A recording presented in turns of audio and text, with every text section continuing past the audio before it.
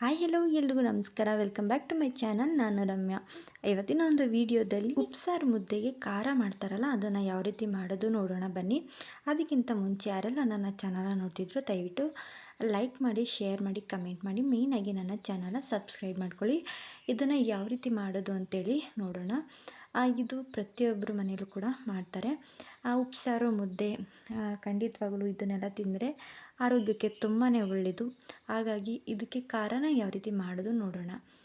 ನಾನಿಲ್ಲಿ ಜೀರಿಗೆ ತೊಗೊಂಡಿದ್ದೀನಿ, ಮೆಣಸು, ಹಾಗೆ ಬೆಳ್ಳುಳ್ಳಿ, ರುಚಿಗೆ ತಕ್ಕಷ್ಟು ಉಪ್ಪು, ಹಾಗೆ ಬ್ಯಾಡಿಗೆ ಮೆಣಸಿನ್ಕಾಯಿ 2 ಹಸಿಮೆಣಸಿನ್ಕಾಯಿ ತೊಗೋತೀನಿ, ಹಾಗೆ ಖಾರ ಮೆಣಸಿನ್ಕಾಯಿ 3, ಸ್ವಲ್ಪ ಹುಣಸೆ ಹಣ್ಣು, ಕರಿಬೇವಿನ ಸೊಪ್ಪು, ಸ್ವಲ್ಪ ಕಾಯಿ. ಇಷ್ಟನ್ನು ಚೆನ್ನಾಗಿ ನಾವು ಸ್ವಲ್ಪ ಎಣ್ಣೆನ ಹಾಕ್ಕೊಂಡು ಚೆನ್ನಾಗಿ ಫ್ರೈ ಮಾಡ್ಕೊಳ್ಬೇಕಾಗುತ್ತೆ. ಈ ರೀತಿ ಫ್ರೈ ಮಾಡ್ಕೊಂಡು ಮಾಡಿದ್ರೆ ತುಂಬಾ ರುಚಿಯಾಗಿ ಟೇಸ್ಟಿಯಾಗಿರುತ್ತೆ. ಖಾರ ಅಂತೂ ತುಂಬ ಟೇಸ್ಟಿಯಾಗಿ ಬರುತ್ತೆ. ನಾವಂತೂ ಯಾವಾಗಲೂ ಪ್ರತಿ ಸಲ ಮಾಡಿದಾಗ್ಲೂ ಕೂಡ ಈ ಥರನೇ ಮಾಡ್ಕೊಳ್ತೀವಿ. ನಮಗೆ ಎಷ್ಟು ಬೇಕೋ ಅಷ್ಟು ಮಾತ್ರ ಮಾಡ್ಕೊತೀವಿ. ಜಾಸ್ತಿ ಎಲ್ಲ ಮಾಡಿ ಇಟ್ಕೊಳ್ಳೋದಕ್ಕೆ ಹೋಗೋದಿಲ್ಲ. ಇದನ್ನು ಸ್ವಲ್ಪ ರೈಸ್ಗೆ ಸ್ವಲ್ಪ ಒಳ್ಳೆಣ್ಣೆನ ಹಾಕ್ಕೊಂಡು ಖಾರನ ಹಾಕ್ಕೊಂಡು ತಿಂದರೆ ತುಂಬಾ ಟೇಸ್ಟಿಯಾಗಿರುತ್ತೆ, ರುಚಿಯಾಗಿರುತ್ತೆ. ನಾವಂತೂ ಅದೇ ಥರ ಮಾಡ್ಕೊಂಡು ತಿಂತೀವಿ. ಹಾಗೆ ರೊಟ್ಟಿಗೂ ಕೂಡ ಬಿಸಿ ಬಿಸಿ ರೊಟ್ಟಿಗೆ ಸ್ವಲ್ಪ ತುಪ್ಪನ ಹಾಕ್ಕೊಂಡು ಈ ರೀತಿ ಖಾರ ಆಡಿಸಿಟ್ಕೊಂಡಿರ್ತೀವಲ್ಲ, ಇದನ್ನು ಸೇರಿಸ್ಕೊಂಡು ತಿಂದರೆ ತುಂಬಾ ರುಚಿಯಾಗಿರುತ್ತೆ. ನಾವು ಯಾವತ್ತಾದ್ರು ಖಾರನ ಆಡಿಸಿಟ್ಕೊಂಡಿದ್ರೆ ಏನಾದ್ರು ಉಳಿದಿರುವಂಥ ಖಾರದಲ್ಲಿ ನಾವು ರೈಸ್ಗೆ ಅಥವಾ ರೊಟ್ಟಿ ಗಿಟ್ಟಿ ಮಾಡ್ಕೊಂಡು ತಿನ್ಕೋತೀವಿ. ತುಂಬಾ ಚೆನ್ನಾಗಿರುತ್ತೆ. ಆದರೆ ಜಾಸ್ತಿ ಮಾಡಿ ಇಟ್ಕೊಳ್ಳೋದಕ್ಕೆ ಹೋಗೋದಿಲ್ಲ, ಕಮ್ಮಿ ಮಾಡ್ಕೋತೀವಿ. ಎಷ್ಟು ಬೇಕೋ ಅಷ್ಟು ಮಾತ್ರ ಮಾಡಿ ಅಲ್ಲೇ ಸ್ವಲ್ಪ ಖಾಲಿ ಆಗಿಬಿಡ್ಬೇಕು, ಆ ರೀತಿ ನಾವು ಮಾಡ್ಕೋತೀವಿ. ಕಾಯಿ ಹಾಕೋದ್ರಿಂದ ನಾವು ಜಾಸ್ತಿ ಖಾರನ ಇಡೋದಕ್ಕಾಗೋದಿಲ್ಲ. 1-2 ಡೇಸ್ ಇರ್ಬೋದು ಅಷ್ಟೇ. ಸ್ವಲ್ಪ ಇಟ್ಟರೆ ಚೆನ್ನಾಗಿರೋದಿಲ್ಲ. ಹಾಗಾಗಿ ಎಷ್ಟು ಬೇಕೋ ಅಷ್ಟೇ ಮಾಡಿಕೊಂಡು ನಾವು ತಿನ್ಕೋತೀವಿ. ತುಂಬಾ ರುಚಿಯಾಗಿರುತ್ತೆ ಈ ಒಂದು ಖಾರ. ಉಪ್ಸಾರು ಮುದ್ದೆಗಂತೂ ಸಿಕ್ಕಾಪಟ್ಟೆ ಚೆನ್ನಾಗಿರುತ್ತೆ. ಒಳ್ಳೆ ಕಾಂಬಿನೇಷನ್ ಅಂತಲೇ ಹೇಳ್ಬೋದು. ಈ ರೀತಿ ನೀವು ಒಂದು ಸಲ ಟ್ರೈ ಮಾಡಿ. ಹಾಗೆ ಇದನ್ನು ಚೆನ್ನಾಗಿ ತಣ್ಣಗಾದ ನಂತರ ಒಂದು ಮಿಕ್ಸಿ ಜಾರ್ಗೆ ಇದನ್ನು ಸೇರಿಸ್ಕೊಂಡು ನುಣ್ಣಗೆ ರುಬ್ಕೊಳ್ಬೇಕಾಗುತ್ತೆ. ಇನ್ನು ಬೇರೆ ಬೇರೆ ರೀತಿಯಲ್ಲೂ ಕೂಡ ಖಾರನ ಮಾಡ್ಕೋತಾರೆ, ತುಂಬಾ ಚೆನ್ನಾಗಿರುತ್ತೆ. ಬರೀ ಹಸಿಮೆಣ್ಸಿನ್ಕಾಯಲ್ಲೂ ಕೂಡ ಚೆನ್ನಾಗಿ ಎಣ್ಣೆಲಿ ಫ್ರೈ ಮಾಡ್ಕೊಂಡು ಮಾಡ್ತಾರೆ, ಅಥವಾ ನೀರಲ್ಲಿ ಬೇಯಿಸ್ಕೊಂಡು ಮಾಡ್ತಾರೆ, ಅದು ಕೂಡ ಚೆನ್ನಾಗಿರುತ್ತೆ. ಒಣಗಿದ ಮೆಣಸಿನ್ಕಾಯಿ, ಬರೀ ಒಣಗಿದ ಮೆಣಸಿನ್ಕಾಯಿನ ಹಾಕ್ಕೊಂಡು ಮಾಡ್ತಾರೆ, ಚೆನ್ನಾಗಿರುತ್ತೆ. ನಾವು ಎರಡನ್ನೂ ಸೇರಿಸ್ಕೊಂಡು ಮಾಡ್ತಾಯಿದ್ದೀವಿ. ಇದಂತೂ ಸಿಕ್ಕಾಪಟ್ಟೆ ಚೆನ್ನಾಗಿರುತ್ತೆ. ನಾವು ಯಾವಾಗಲೂ ಮಾಡೋದು ಇದೇ ಥರ ನಾವು ಮಾಡ್ಕೊಂಡು ತಿಂತೀವಿ. ಸ್ವಲ್ಪ ಹಸಿಮೆಣಸಿನ್ಕಾಯಿ ಸೇರಿಸ್ಬಾರ್ದು. ಹಾಗಾಗಿ ನಾವು ಎರಡನ್ನೂ ಮಿಕ್ಸ್ ಮಾಡ್ಕೊಂಡು ಈ ರೀತಿ ಖಾರನ ರೆಡಿ ಮಾಡಿ ಇಟ್ಕೊಬಿಡ್ತೀವಿ. ಇದು ತುಂಬ ರುಚಿಯಾಗಿ ಈ ರೀತಿ ಖಾರನ ಮಾಡಿಕೊಂಡು ಉಪ್ಸಾರು ಮುದ್ದೆಗೆ ಇದನ್ನು ಹಾಕ್ಕೊಂಡು ತಿಂತಾಯಿದ್ರೆ ಸಿಕ್ಕಾಪಟ್ಟೆ ಚೆನ್ನಾಗಿರುತ್ತೆ. ಬಿಸಿ ಬಿಸಿಯಾಗಿ ತಿನ್ನಬೇಕು ಮುದ್ದೆನ. ಅದು ತುಂಬ ಆರೋಗ್ಯಕ್ಕೂ ಕೂಡ ಒಳ್ಳೆಯದು. ನೆಕ್ಸ್ಟ್ ಇದಕ್ಕೆ ಯಾವ ರೀತಿ ಉಪ್ಸಾರು ಮಾಡಿದ್ದೆ ಅಂತ ನಾನು ವಿಡಿಯೋ ಮಾಡಿಲ್ಲ. ಯೂಸ್ವಲಿ ಎಲ್ರಿಗೂ ಗೊತ್ತಿರುತ್ತೆ, ಪ್ರತಿಯೊಬ್ಬರ ಮನೇಲೂ ಕೂಡ ಉಪ್ಸಾರು ಮಾಡೋದು, ಹಾಗೆ ಮುದ್ದೆ ಮಾಡೋದು ಕೂಡ ಗೊತ್ತೇ ಇರುತ್ತೆ. ಹಾಗಾಗಿ ನಾನಿಲ್ಲಿ ನುಗ್ಗೆ ಸೊಪ್ಪು ಹಾಗೆ ಸ್ವಲ್ಪ ಬೇಳೆನ ಸೇರಿಸ್ಕೊಂಡು ಪಲ್ಯನ ಮಾಡ್ಕೊಂಡಿದ್ದೆ.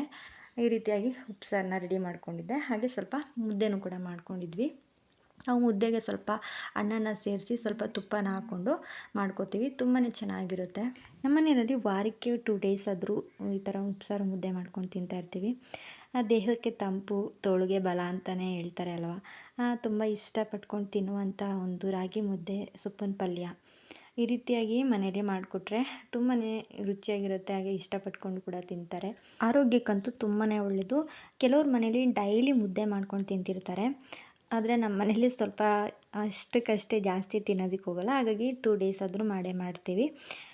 ಹಾಗೆ ಈ ಒಂದು ರೆಸಿಪಿ ನಿಮ್ಗೆ ಇಷ್ಟ ಆಗಿದ್ದರೆ ದಯವಿಟ್ಟು ನೀವು ಟ್ರೈ ಮಾಡಿ, ಕಮೆಂಟ್ ಮಾಡಿ ತಿಳಿಸಿ. ಹಾಗೆ ನನ್ನ ತಂಗಿ ಒಂದು ಮೀಶೋಯಿಂದ ಒಂದು ಡ್ರೆಸ್ನ ಆರ್ಡರ್ ಮಾಡಿದ್ಲು. ಅದನ್ನು ಯಾವ ರೀತಿ ಇದೆ ಅಂತ ನೋಡೋಣ ಬನ್ನಿ.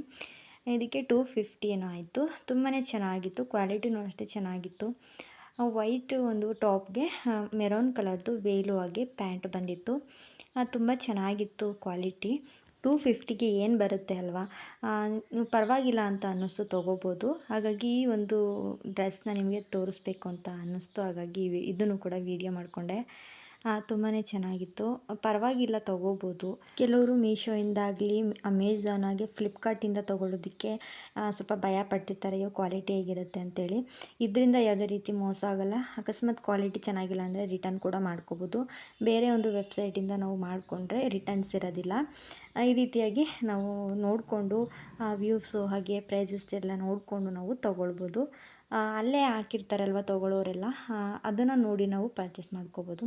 ಪರವಾಗಿಲ್ಲ, ತೊಗೋಬೋದು ಅಂತ ಅನ್ನಿಸ್ತು. ಹಾಗಾಗಿ ನನ್ನ ತಂಗಿ ಇದನ್ನು ಆರ್ಡರ್ ಮಾಡಿದ್ಲು. ತುಂಬಾ ಚೆನ್ನಾಗಿದೆ, ಕ್ವಾಲಿಟಿನೂ ಅಷ್ಟೇ. ವೇಲ್ ಅಂತೂ ತುಂಬಾ ಇಷ್ಟ ಆಯಿತು, ತುಂಬ ದೊಡ್ಡದಾಗಿದೆ. ಅಂಗಡೀಲಿ ಕೇಳಿದ್ರೆ ಒಂದು ವೇಲ್ಗೆ 150 ಮತ್ತು 200 ಹೇಳ್ತಾರೆ. ಇಲ್ಲಿ 250ಗೆ ವೇಲು ಟಾಪು ಹಾಗೆ ಪ್ಯಾಂಟ್ ಕೂಡ ಬಂದಿತ್ತು, ತುಂಬ ಚೆನ್ನಾಗಿದೆ. ಹಾಗೆ ಈ ಒಂದು ವಿಡಿಯೋ ನಿಮ್ಗೆ ಇಷ್ಟ ಆಗಿದ್ದರೆ ದಯವಿಟ್ಟು ಲೈಕ್ ಮಾಡಿ, ಶೇರ್ ಮಾಡಿ, ಕಮೆಂಟ್ ಮಾಡಿ. ಮುಂದಿನ ವಿಡಿಯೋದಲ್ಲಿ ಸಿಗ್ತೀನಿ. Tata bye bye, take care. Thank you for watching.